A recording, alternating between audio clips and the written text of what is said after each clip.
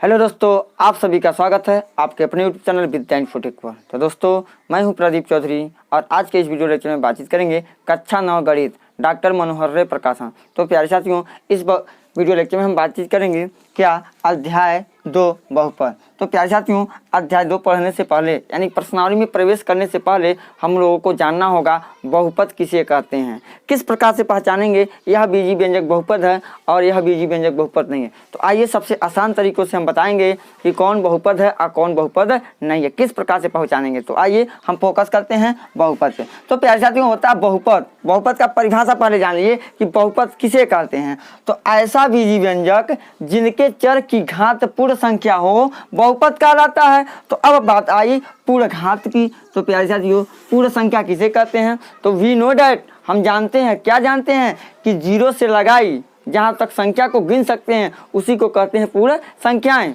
यानी कि प्राकृतिक संख्या के समूह में आगे शून्य लगा देने से प्राप्त संग्रह क्या होता है? पूर्ण संख्या होता है। जैसे प्यारे साथियों, यहाँ से पूर्ण संख्या को हम क्या कह सकते हैं? 0, 1, 2, 3, 4 डैश जहाँ कहाँ तक, जहाँ तक हम लोग गिन सकें।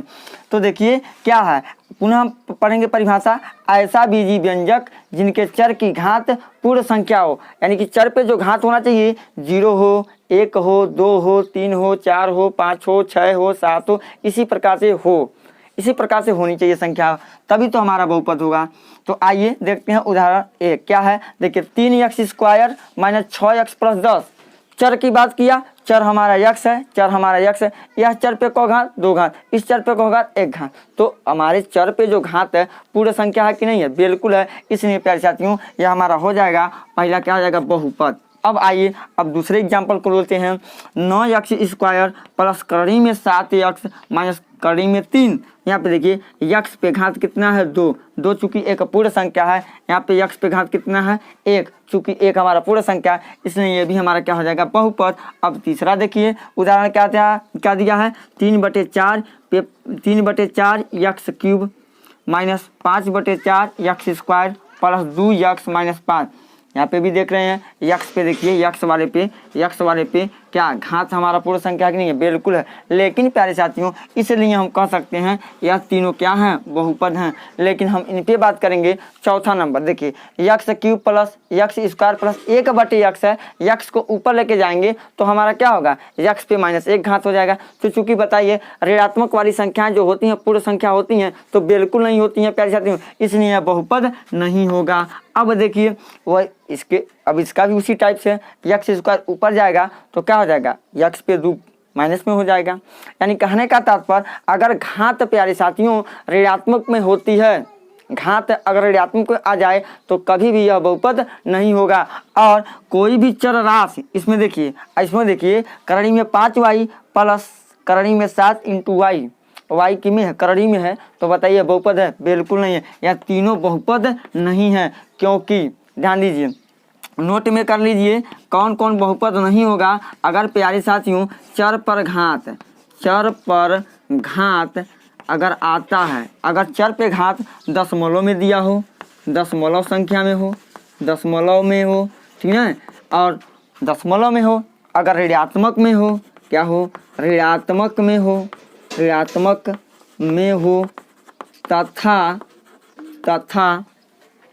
तथा कोई चर करड़ी के भीतर हो,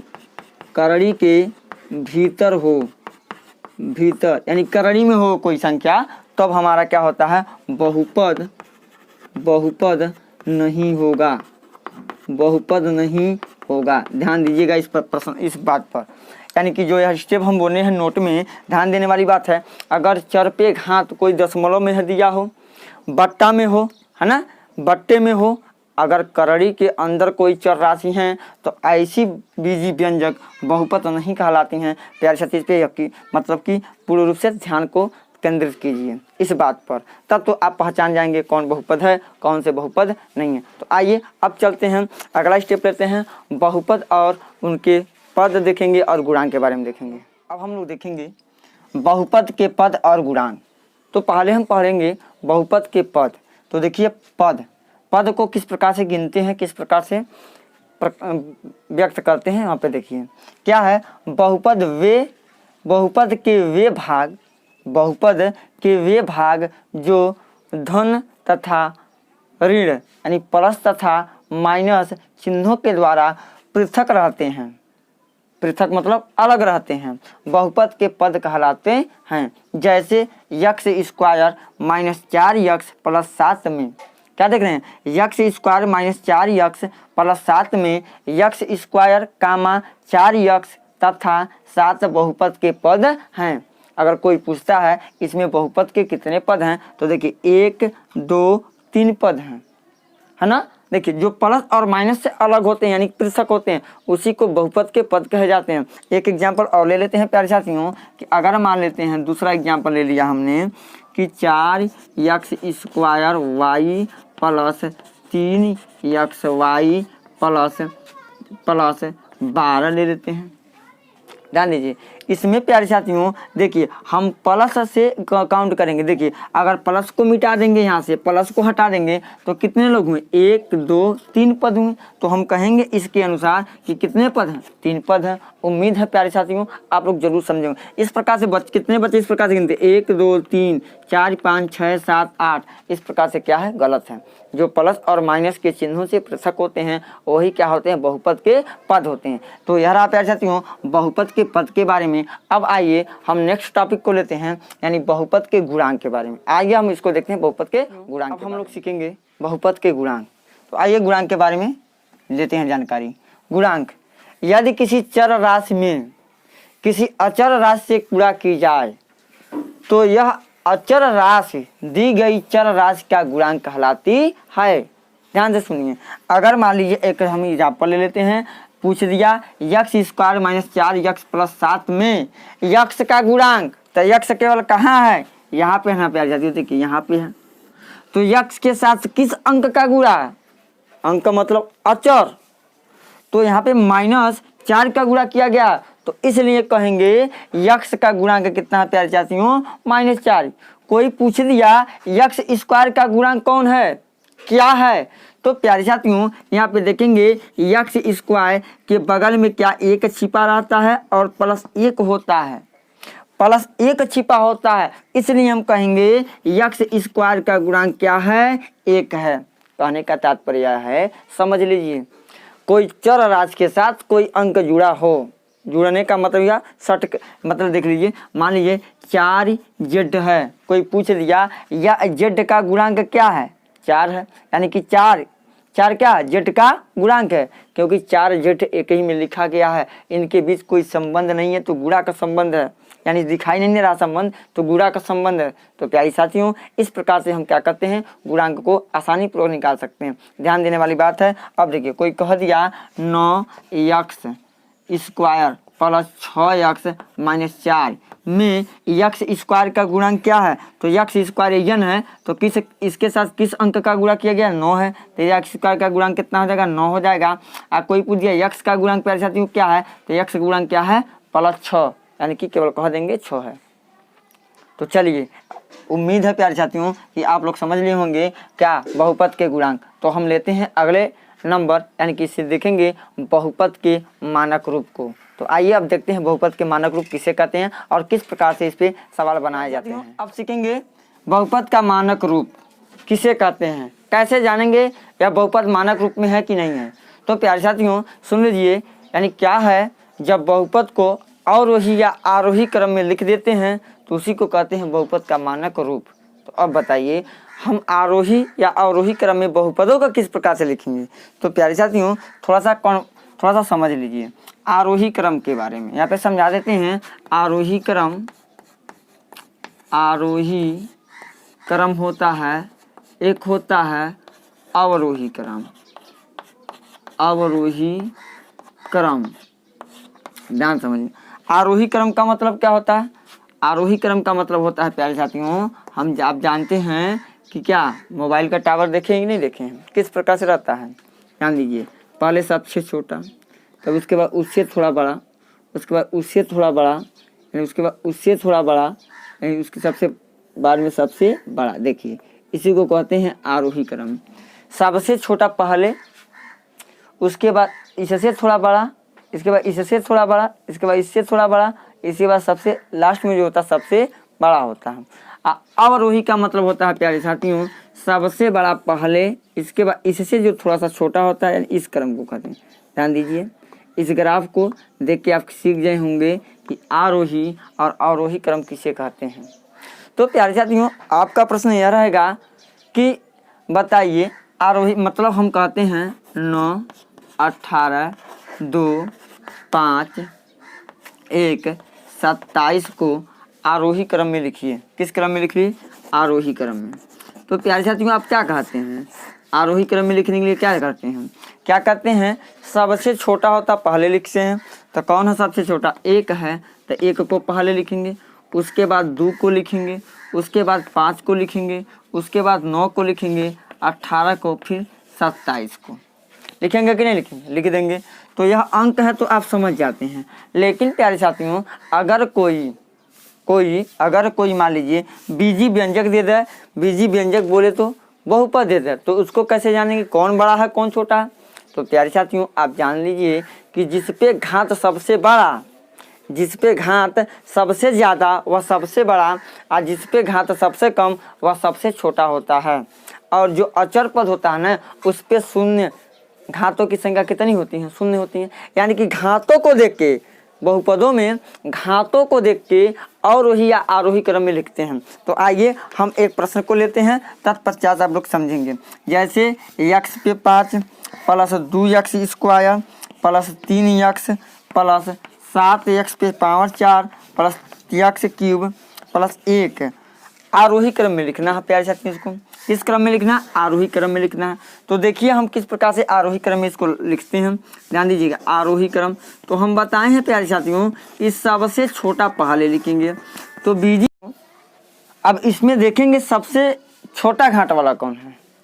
तो अचर राशि को सबसे छोटा घात मानते हैं, यानी कि 1 है तो 1 को हम सबसे पहले लिखेंगे। 1 पे अचर राशि पे शून्य घात माना जाता है, अचर घात पे शून्य घात माना जाता है। आप बोलिएगा कैसे? तो देख लीजिए, मान लीजिए 5 है, अचर पद है, इसको क्या लिख सकते हैं?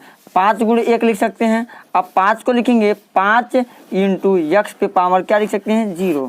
तो देखिए किसी भी संख्या पे अगर पावर 0 लगा देते हैं तो उसका मान क्या हो जाता है प्यारे साथियों? 1 हो जाता है।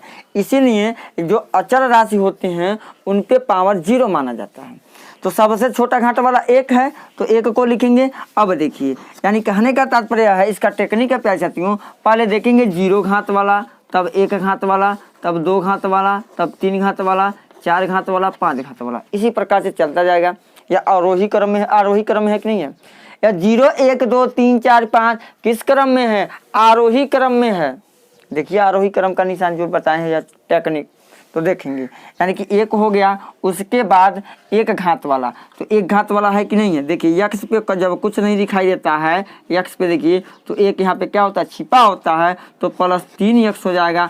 अब देखेंगे 2 घात वाला, तो 2 घात वाला यहाँ पे है तो प्लस 2x स्क्वायर, उसके बाद 3 घात वाला प्लस x क्यूब प्लस उसके बाद हम 4 घात वाला लेंगे प्लस 7x पे 4, उसके बाद प्यारे साथियों लेंगे 5 घात वाला, तो हो जाएगा x पे पावर कितना?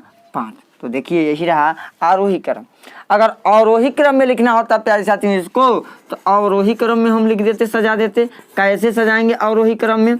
तो हम जानते हैं कि अवरोही क्रम में क्या होता है? सबसे बड़का घात पहले, तो सबसे बड़का घात इसमें कौन है? तो 5 है, तो x पे 5 लिखा हमने।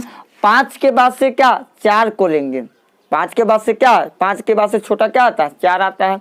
तो 4 घात वाला है, तो 4 घात वाला यहाँ पे है, यानी कि इसको लेंगे, इसको, यानी कि 7x पे पावर 4। उसके बाद 3 घात वाला, 3 घात वाला यहाँ पे है तो लिखेंगे x पे पावर 3 प्लस उसके बाद 2 घात वाला, तो 2 घात वाला यहाँ पे है प्यारे साथियों, तो 2x पे स्क्वायर।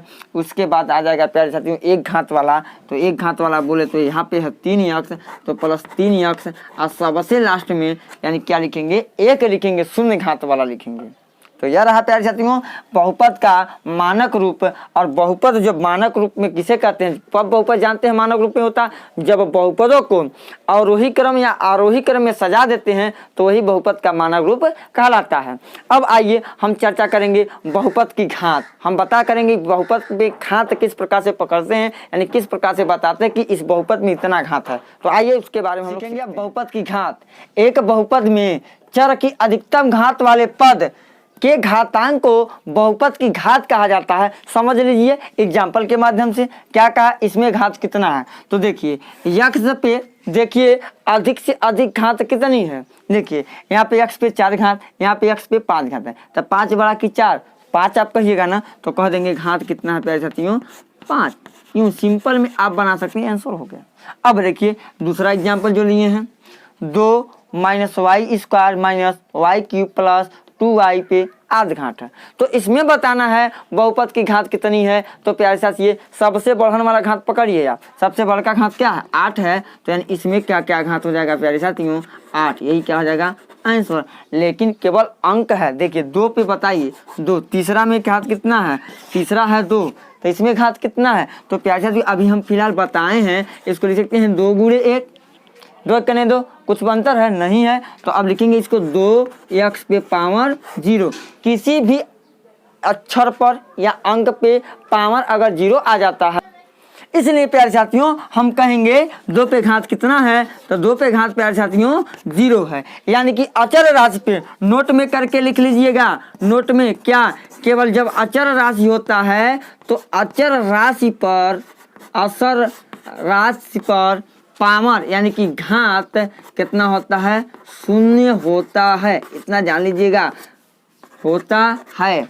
यह बात को कंसेप्ट कीजिए। तो पहले कायदे से नोट से जरूर बनाएं, इन सभी चीज़ों का मैं एक ही वीडियो में पूरा उपलब्ध करा रहा हूं। तो प्यारे साथियों यह रहा बहुपद की घात के बारे में। अब हम चलते हैं, आपको बताएंगे बहुपद के प्रकार। तो आइए हम लोग सीखेंगे बहुपद के प्रकार के बारे में। बहुपदों का वर्गीकरण जानेंगे, बहुपदों का वर्गीकरण। तो बहुपदों का वर्गीकरण मुख्यतः 2 प्रकार से किया जाता है। जो बहुपद है उसका वर्गीकरण 2 प्रकार से किया जाता है। पहला है पदों की संख्या के आधार पर और दूसरा है घात की संख्या के आधार पर। तो प्यारे साथियों कक्षा 9 में है पदों की संख्या के आधार पर। पहले हम लोग पढ़ेंगे पदों की संख्या के आधार पे बहुपद के प्रकार। तो प्यारे साथियों अब हम पढ़ेंगे, पहला लेंगे पदों की संख्या के आधार पर। तो क्या है, पदों की संख्या के आधार पर बहुपद को निम्न 3 भागों में विभक्त किया जाता है। पहला होता है प्यारे साथियों एक पदी बहुपद, दूसरा द्विपदी, तीसरा त्रिपदी। जैसा नाम वैसा काम, कैसे तन देख लीजिए। एक पदी बहुपद किसे कहते हैं, कोई पूछ लिया एक पदी बहुपद किसे कहते हैं, तो ध्यान दीजिए ऐसा बहुपद जिसमें केवल एक ही पद होता है एक पदी बहुपद कहलाता है। जैसे 5x 7 3x² - 7x², 5 का स्क्वायर आज। तो प्यारे साथियों पदों को, पद कितने पद हैं आपको तो हम बता दिए हैं, किस प्रकार से हम पहचानेंगे कि एक बहुपद में कितने पद होते हैं। जो प्लस और माइनस से पृथक होते हैं उन्हीं को गिनते हैं पद कितने हैं। तो इसमें सेम टू सेम दिखाई दिया, एक पद है, एक पदी बहुपद कहलाया। अब चलिए दूसरा लेते हैं द्विपदी बहुपद। क्या है, ऐसा बहुपद जिसमें केवल 2 पद होते हैं। ऐसा बहुपद जिसमें केवल कितने पद होते हैं, 2 पद होते हैं, द्विपदी बहुपद कहलाता है। तो द्विपदी बहुपद कहलाता है। जैसे देखिए कि 3 - 5x, देखिए माइनस से यह अलग हो रहा है, देखिए 5x एक पद और 3 केवल एक पद, तब कितने पद हुए 2 पद, इसीलिए कहेंगे द्विपदी बहुपद है। इसमें देखिए एक पद 2 पद, जो प्लस और माइनस से पृथक होते हैं उन्हीं को पद में काउंट किए जाते हैं। यहाँ पे एक पद 2 पद हमारा द्विपदी बहुपद। इसमें y पे 3 घात धन 1, तो 2 पद आज और भी हो सकते हैं प्यारे साथियों। अब आइए लेते हैं सबसे लास्ट त्रिपदी बहुपद। क्या होंगे त्रिपदी बहुपद, ऐसा बहुपद जिसमें केवल 3 पद होते हैं, त्रिपदी बहुपद कहलाते हैं। क्या हो जाएगा, जैसे करणी में 3xy प्लस करणी में 3xy² प्लस करणी में 5। देखिए एक पद 2 पद 3 पद, त्रिपदी बहुपद। इसमें देखिए 8 + 3x + x², देखिए x² एक पद, 3x 2 पद और 8 केवल है वह जो तीसरा पद है। तो प्यारे साथियों यह रहा कि बहुपदों का वर्गीकरण। तो बहुपदों का वर्गीकरण दो प्रकार से किया जाता है, पद की संख्या के आधार पे जो हम बताए हैं या पदों की संख्या के आधार पे है। तो अगर प्यारे साथियों वीडियो पसंद आए तो चैनल को सब्सक्राइब करें और वीडियो को अपने मित्रों में शेयर करें। तो आज के लिए इतना ही, धन्यवाद।